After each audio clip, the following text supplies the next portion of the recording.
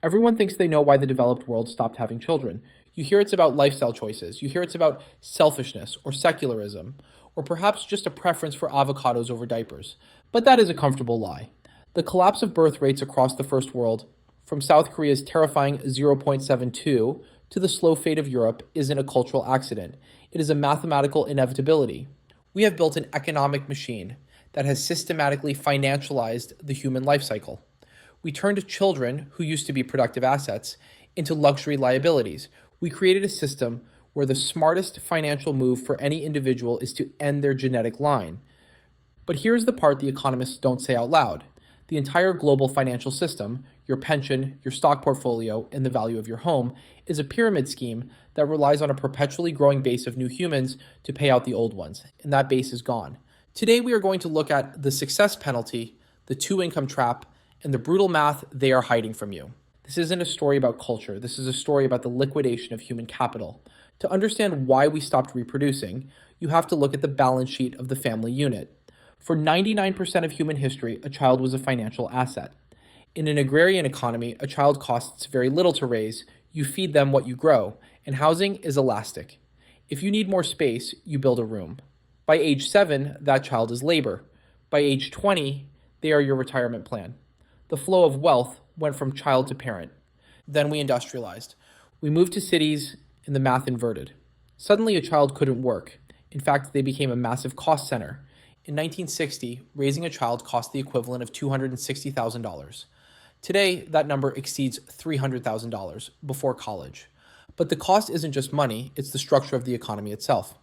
We transitioned from an economy where labor was the scarce resource to an economy where credentialed labor is the scarce resource. This created the educational arms race. To give a child a fighting chance at a middle-class life, you cannot just feed them. You must tutor them, enrich them, and credential them. The child transformed from a free worker into a luxury good, like a yacht or a Patek Philippe watch. And like any luxury good, when the price creates a shock, demand collapses. So how did families pay for this rising cost? In the 1970s, we saw the Great Divergence. Productivity kept going up, but wages for male workers stagnated. To maintain a middle-class standard of living, women entered the workforce en masse.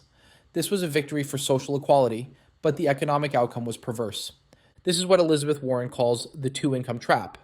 You might think that two incomes meant double the money. It didn't, because everyone suddenly had two incomes. Families started bidding against each other for the scarce goods that determine a child's future: housing and safe school districts. The extra money from the second earner didn't go into savings. It went into the mortgage. It went into the inflation of fixed costs. But here is the trap. A 1970s single earner family had a safety valve. If the dad got sick, the mom could work.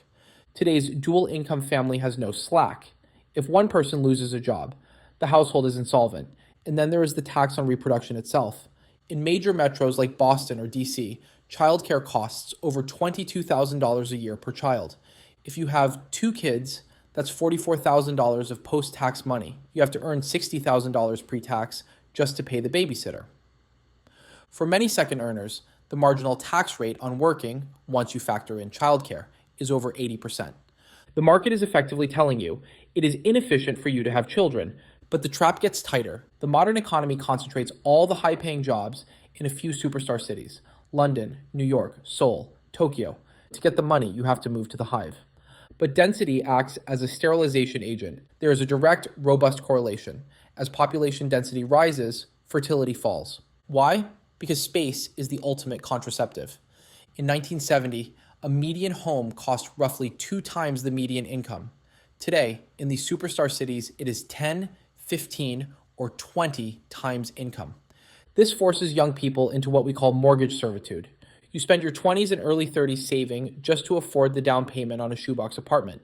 By the time you have the keys, the biological window is closing. We are seeing a human version of the behavioral sink, an experiment from the 1960s where rodents given unlimited food but limited space stopped breeding and became socially withdrawn. In humans, we call it lying flat in China, or the herbivore men of Japan. When the competition for a few square meters of concrete becomes too intense, the rational animal simply taps out. Let's look at who pays the price. The system we built imposes a brutal success penalty specifically on women. In the corporate world of greedy work, jobs like law, finance, and consulting that pay for 80-hour weeks, flexibility is punished. The data is clear. There is a motherhood penalty where mothers earn 35% less than fathers over a career. Conversely, there is a fatherhood premium. Men with children earn more than single men. Why? Because the system assumes the father has a support staff at home, while the mother is the support staff. Women are faced with a binary choice that men do not have to make. You can have the career or you can have the family. In countries like South Korea, women have gone on a de facto birth strike. They looked at the deal, work 60 hours a week, pay exorbitant tuition for cram schools, and still do all the housework, and they said, no deal. That is why South Korea's fertility rate is 0.72. Compare that to Israel, the only anomaly in the OECD. Why is Israel still reproducing? Because the state subsidizes the friction of parenting, free fertility treatments, subsidized care, and culturally, the success penalty is lower because national survival is prioritized over corporate efficiency. Now let's follow the money to the end game. Why should you care if people stop having kids? Maybe you like the quiet.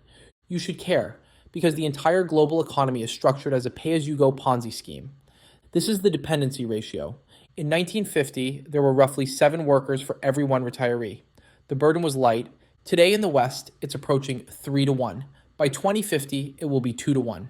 Social Security, Medicare, pensions, these are not savings accounts. They are current transfers.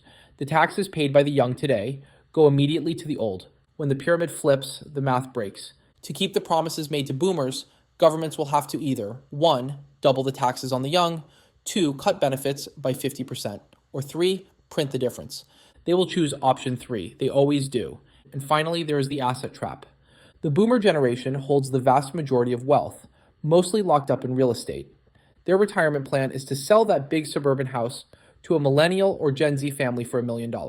But who is the buyer? We are facing a great deflation of assets.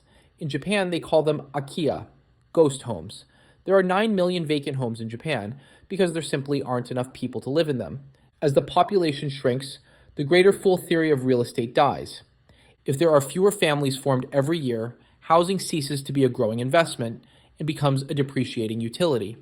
The wealth that the older generation thinks they have is a mirage because it depends on a liquidity event, a sale, that the next generation cannot afford to finance.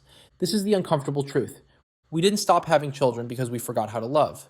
We stopped because we built an economic operating system where the only way to win the game is to stop playing it.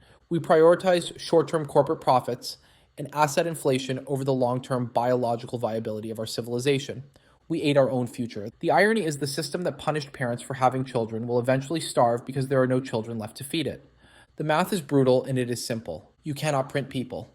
And until we change the signal from children are a liability to children are the only true wealth, the decline will continue until the silence becomes permanent.